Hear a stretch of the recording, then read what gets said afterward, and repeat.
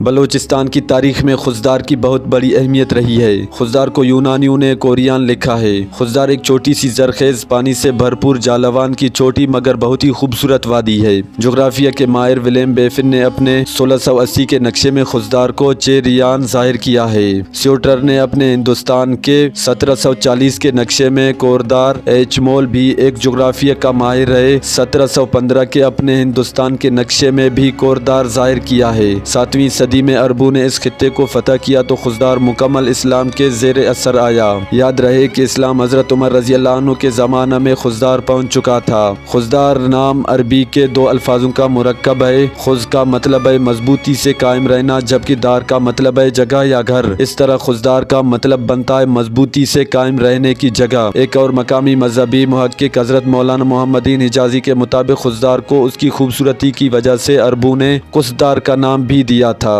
سندھ کے مشہور صوفی شاعر شاہ عبداللطیف بھٹائی جب خضدار قلعہ جاؤ سے اپنے سفر کے دوران گزرا تو شاہ صاحب نے اپنے مشہور شاعری کے رسالوں شاج اور رسالوں میں خضدار کی خوبصورتی کی تعریف کی ہے۔ عرب کے مشہور جغرافیہ دان ابن ہیکل بغدادی لکھتے ہیں کہ خضدار توران کا دارالحکومت تھا۔ یاد رہے کہ توران جالوان کا پرانا نام ہے۔ مزید لکھتے ہیں کہ خضدار شہر ایک دریا کے کنارے پر واقع تھا۔ شہر کے مرکز میں ایک قلعہ بنا ہوا تھا۔ اس کے گرد و نواح میں بہت ہی خوبصورت باغات ہیں جو کہ زرعی علاقے تھے۔ 986 عیسوی میں ابن احمد نامی شخص کو بنیادی طور پر عرب تھا خضدار کا گورنر اس کو بنایا گیا۔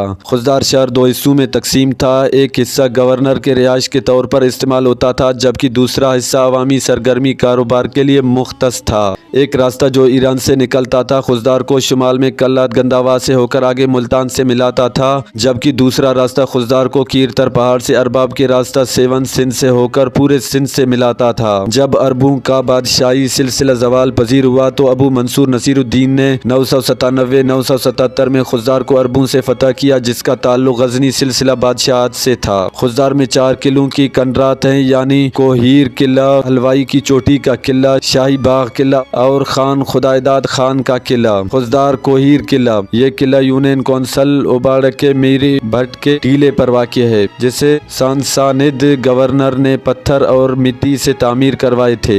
یہ قلعہ تقریباً 10 ایکڑ پر پھیلایا ہوا ہے جہاں سے خضدار کا پورا شہر نظر آتا ہے۔ اس قلعے کی دیواریں 3 فٹ چوڑی ہیں۔ اس کی مرمت دوبارہ عرب گورنروں کی زیر نگرانی ہوئی تھی۔ وقت کے گزرنے کے ساتھ یہ قلعہ تباہ ہو گیا ہے۔ حلوائی کی چوٹی کا قلعہ جالوان گزٹ 1907 کے مطابق ایک اور قلعہ حلوائی کے پہاڑ کی چوٹی پر تعمیر کیا گیا ہے جو حلوائی کی چوٹی کے قلعے کے نام سے مشہور ہے جس سے پورا علاقہ نظر آتا ہے۔ یہ قلعہ ایک زلزلے میں تباہ ہو گیا ہے۔ کیپٹن چارلس میسن اپنی کتاب جالوان گزٹ میں لکھتے ہیں کہ جب انگریزوں نے ریاست قلات پر قبضہ کیا تو اس وقت خضدار میں تقریباً 60 سے 70 گھر ہوتے تھے۔ کیپٹن میسن پہلا یورپین ہے جس نے سب سے پہلے ہڑپکے کنرات کو دریافت کی تھی۔ خان میر نصیر خان دوم کے بعد نومبر 1857 میں اس کے بھائی خدائیداد خان خان آف قلات بنے تو 1860 میں خضدار کی اہمیت کم ہونا شروع ہو گئی۔ کک نے جو تفصیلات لکھی ہے ان کے مطابق خضدار میں 200 گھر تھے اور آبادی 900 کے قریب لگ بھگ تھی۔ کک نے جو تفصیلات لکھی ہے ان کے مطابق خضدار میں 200 گھر تھے اور آبادی تقریباً 900 کے لگ بھگ تھی۔ ماضی میں شاہی باغ کے باغات تقریباً 20 ایکڑ پر پھیلے ہوئے تھے۔ 2 حصے تھے۔ اس قلعے کے 20 فٹ اونچی ٹاورز اور 5 فٹ اونچی دیواریں کنرات میں جو اب بھی موجود ہیں جو کہ کراچی روڈ سے نظر آتی ہیں۔ قلعہ سے بنے ہوئے مٹی کے برتنوں کے ٹکڑے ملے ہیں۔ اب بہت سے موجودہ سرکاری غیر سرکاری عمارتیں اور اس کے ارد گرد بنی ہوئی ہیں۔ یہ قلعہ لزوں میں واقع ہے۔ تحقیقات سے پتہ چلا ہے کہ یہ قلعہ تقریباً 300 سال پرانا ہے۔ خان خدائیداد خان کا قلعہ یہ قلعہ خضدار کے شہر بالکل مرکز میں جناح روڈ پر واقع ہے۔ اس قلعے کو خان خدائیداد خان نے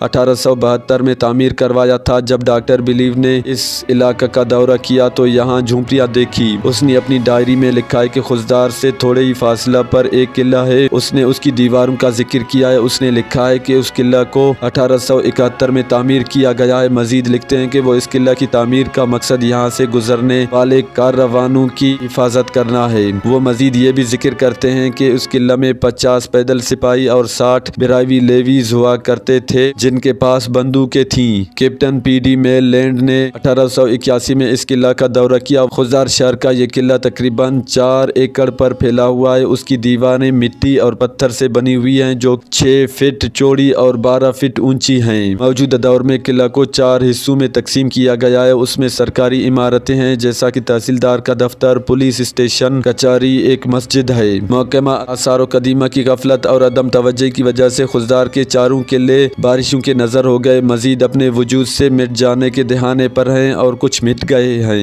हुकूमत बलूचिस्तान मुंतखब नुमाइंदे और खुजदार के बाशऊर लोगों को चाहिए कि उनकी मुरम्मत पर तवज्जो दे ताकि खुजदार में सयाहत को फ़रोग मिले और ये तारीखी किला आने वाले वक़्त में मजीद नुकसान से महफूज रहे, मजीद मुस्तकबिल की नस्ल अपनी तारीख से बाखबर रहे।